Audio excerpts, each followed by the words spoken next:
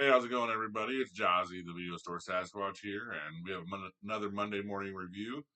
I went and saw Reagan, directed by Sean McNamara, starring Dennis Quaid as Ronald Reagan, Penelope Ann Miller as Nancy Reagan, John Voight as Victor Petrovich, and this is basically just a biopic of Ronald Reagan.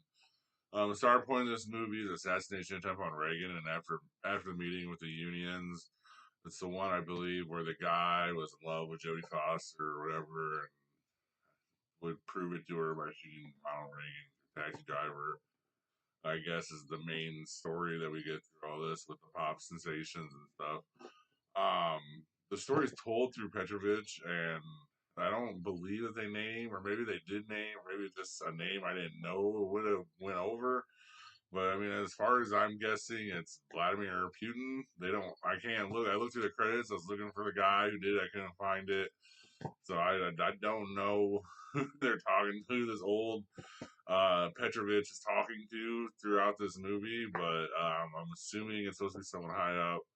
It could be the guy before Putin. I don't really know much about Russian history, I guess, or that stuff. But I thought it was kind of weird that throughout this movie, we're told he's the number one communist hater, and he doesn't like the commie people. He doesn't like the writers. He actually is an FBI informant for the cinemas. You know how like they went through and pretty much blacklisted a bunch of writers and stuff like that. Ronald Reagan was involved with all that through the FBI, and he actually kind of like sold out his first wife, even kind of a little ways. So I'm just saying I don't understand why this guy's story is being told by Russian communists or Russian supporters. I don't get what the point of it. I don't know whether it's supposed to be um like an honorary movie now, or if it's supposed to be a judgmental movie. Like I don't know why people would put tens of millions of dollars of their money and make this movie and have it be a communist telling the story of a great American. So it's just a little weird to me.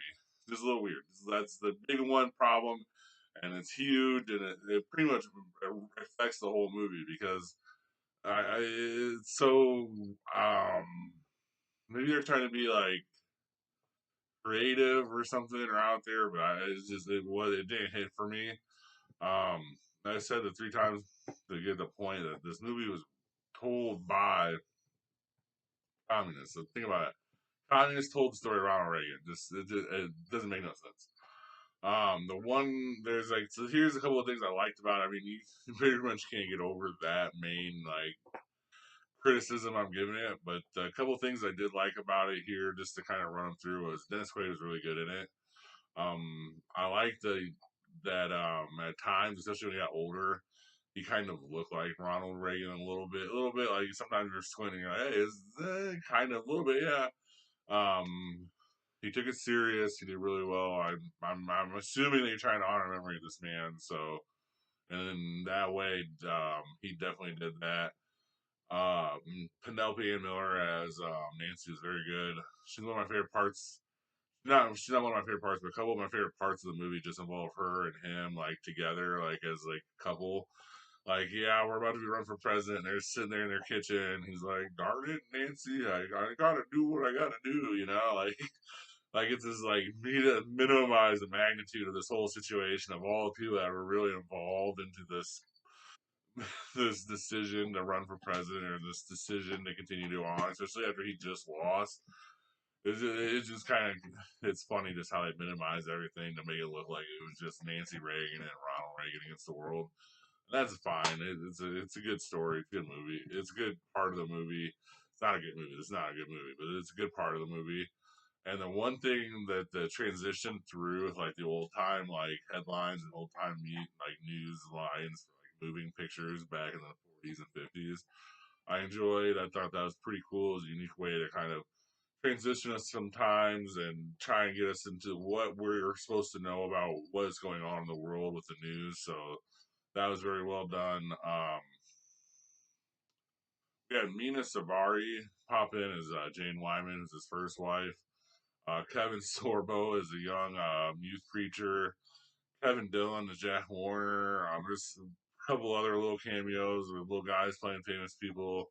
One of my favorite, one of the ones you'll just barely miss if you don't get it, is Scott Statham Creed as Frank Sinatra. It's almost like you're blinking and you'll miss it, and it's almost kind of funny to watch him singing the Frank Sinatra, knowing that he's sang for Creed and just the rock band and stuff like that. But he did a really good job.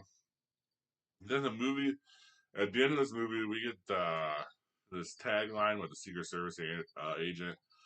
In the movie, it's called John Barletta. I don't know his real name. I'm assuming that's his real name. And he said he had written a book about his experience with Reagan and them, and so I don't know if this movie's based off the book or what the source material of this movie is. If it's just like a movie, like where they're like, well, we had Ronald Reagan, we know his story. Let's have this one old communist try and tell how they failed Vladimir Putin because of Ronald Reagan. I don't understand. I don't know what the hell they were thinking with that. I just can't. I can't wrap my brain around why they had that happen. It's just so wild to me.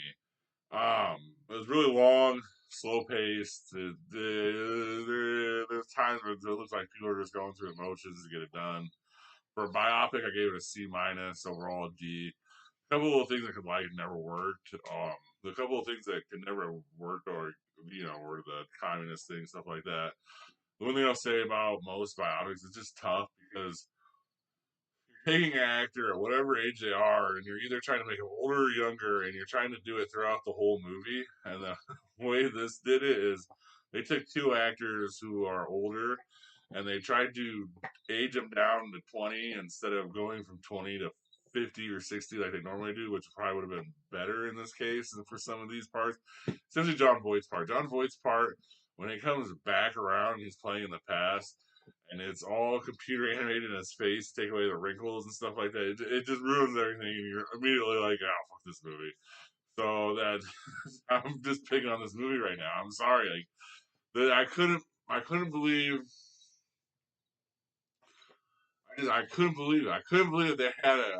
I couldn't do it. Biopics aren't really my favorite type of movies, but I can't believe that the story that they went with was let's have an old commie tell the story of goddamn Ronald Reagan.